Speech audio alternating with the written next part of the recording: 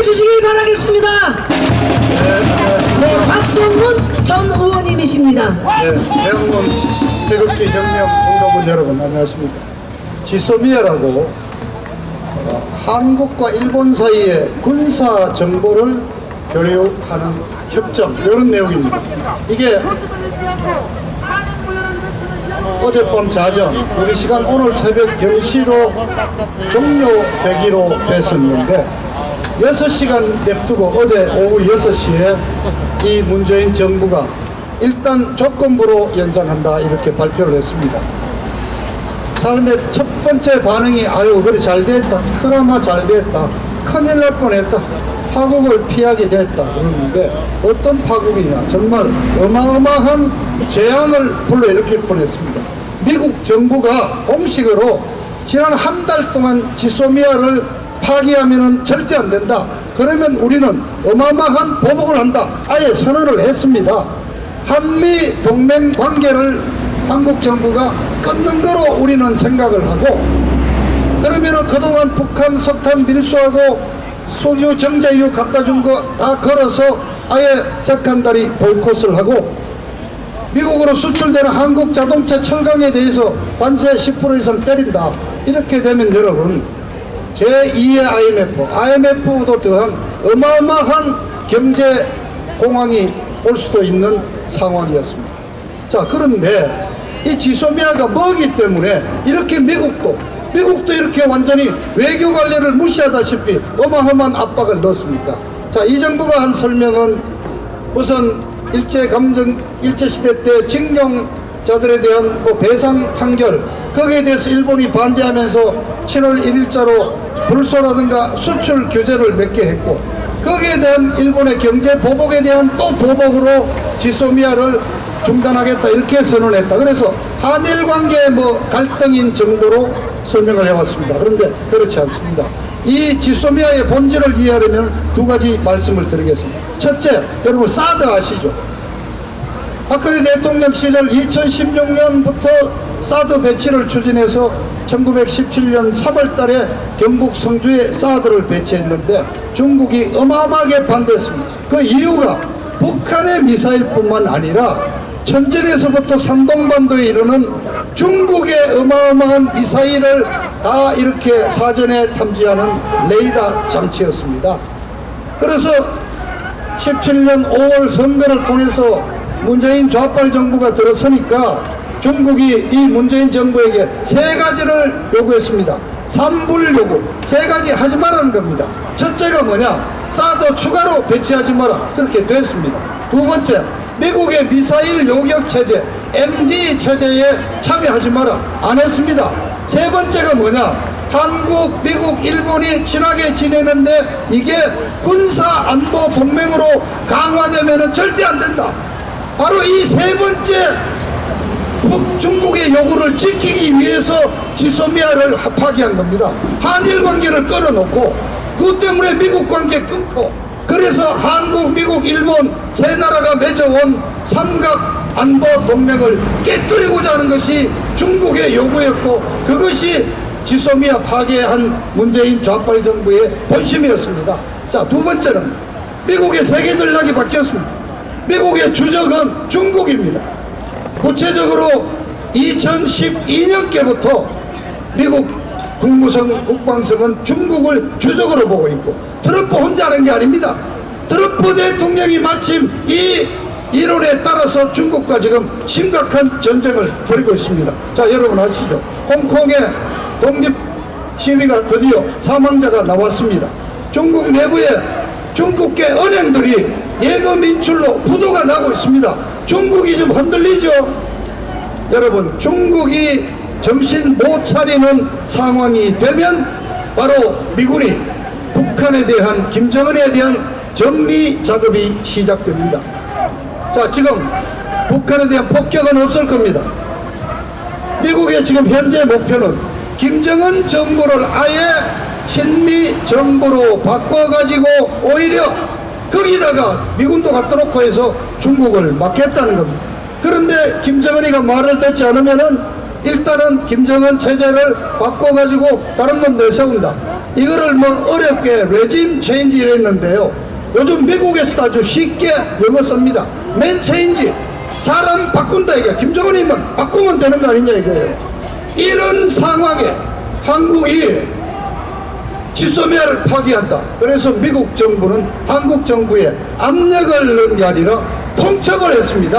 야, 너희들이 우리하고 관계 끊고 갈 거냐?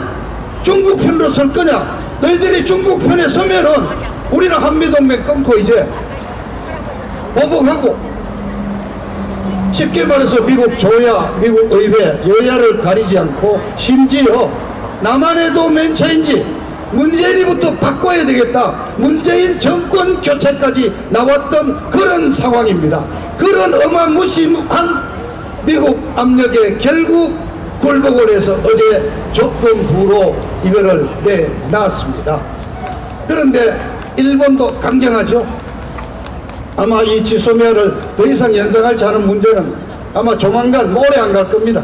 한 달 안에 열리는 아마 아베와의 단판 정상회담을 통해서 이제 해결을 하려고 그러죠. 근데 중요한 건 여러분, 자, 문재인이 좌빨 정부가 지소미아를 파기한다고 할 때가 바로 저 조국이를 법무부 장관 내정해 놓고 있을 때입니다. 그때 조국이 그 위기를 넘어가려고 반일 캠페인을 부르짖으면서 뭐 죽창가 얘기하면서 일본하고 지소미아 필요 없다 이렇게 달라들었는데, 정말 이 문재인 좌빨 정부는 외교에 무능하고 정말 무지합니다.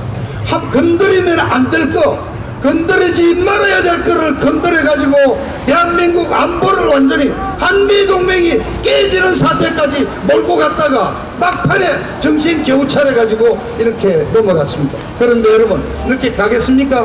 미국 정부 비건 대표가 어제 분명히 말했죠. 지금부터 한미 관계는 재정립하겠다. 다시 정립하겠다. 과연 문재인이 좌빨 정부가 믿을 수 있는 동맹인지 믿을 수 있는 정권인지를 재검토하겠다는 얘기를 분명히 했습니다. 자, 여러분, 저기 잠깐 한 말씀 드리겠습니다. 요즘 반문 집회하고 지금 문재인이 끌어다니는 저분들이 사기 탄핵한 사람들 중에 박근혜가 하도 무능해서 탄핵될 만했다고 하는 분들 많으십니다. 그런데 자, 여러분, 사드 배치 누가 했습니까? 박근혜가 했죠. 지소미아 누가 했습니까?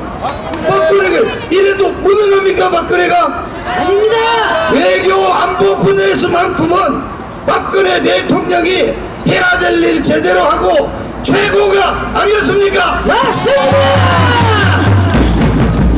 자, 여러분, 자, 우리 태극기 혁명 여러분들이 양보를 하나하나 받아냅니다. 자, 조국이 끌어내렸죠. 지소미아 이제 어쨌든 막판에 돌려놨죠. 문재인이 약세 보입니다. 박근혜 대통령도 연말 근처에 이제 나올 겁니다. 문재인이 이제 미국이 딱 문재인이 엮어넣은 미국 프레임 안에 들어갔어요. 우리도 이제 문재인이 목줄을 각 잡아가지고 끌어낼 날 멀지 않았습니다. 문재인 정권 해치웁니다. 여러분, 자, 구호 한번 외칩시다. 아까 했죠. 한미동맹 강화, 강화, 한미동맹 강화, 한미동맹 강화, 한미동맹 강화. 한미동맹 강화. 네, 감사합니다. 네, 전 한동대 총학생 박성문 전 의원님의 네, 열띤 연설을 해주신 아낌없는 큰 박수 다시 한번 보내주시기 바라겠습니다.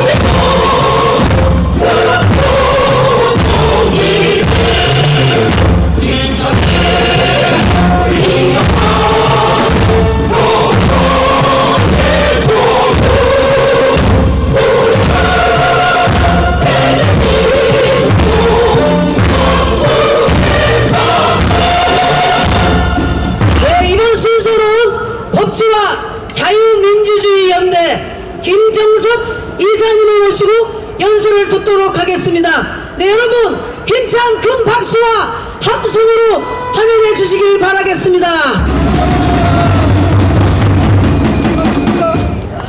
안녕하십니까. 저는 법치와 자유민주주의연대 김정섭입니다. 인사드리겠습니다. 먼저 이곳에 모이신 많은 분들께 존경과 감사의 말씀을 드리고 싶습니다. 여기 위에서 보니까 그 말씀을 드리지 않을 수가 없습니다. 저는 오늘 한미일 동맹의 중요성에 대해서 말씀드리고 싶습니다. 동맹이란 무엇입니까? 동맹은 공통의 적을 갖는 것입니다. 대한민국과 미국의 공통의 적은 같습니다. 대한민국과 미국은 대적해야 될 적이 같습니다. 그러면 우리의 적은 누구입니까? 첫 번째, 우리의 적은 개인의 인권을 억압하는 전제주의와 억압하고 있는 전제주의와 공산주의입니다. 두 번째, 우리의 적은 문재인 정부가 추종하고 있는 북한 정권과 중국 공산당입니다. 세 번째, 우리의 적은 불법 탄핵을 저지르고 개혁 보수를 자처하며 우리 보수 안에 뱀처럼 떠리를 들고 있는 가짜 보수와 주사파 세력입니다. 여러분, 그렇지 않습니까? 우리의 적은 명백합니다. 우리의 적은 명백하고 우리가 그 적들 앞에서 가열차게 싸운 것을 미국은 후방에서 지원하고 있습니다. 그리고 가장 협력해야 될 세력이 누구인지 두 눈을 부릅뜨고 찾고 있습니다.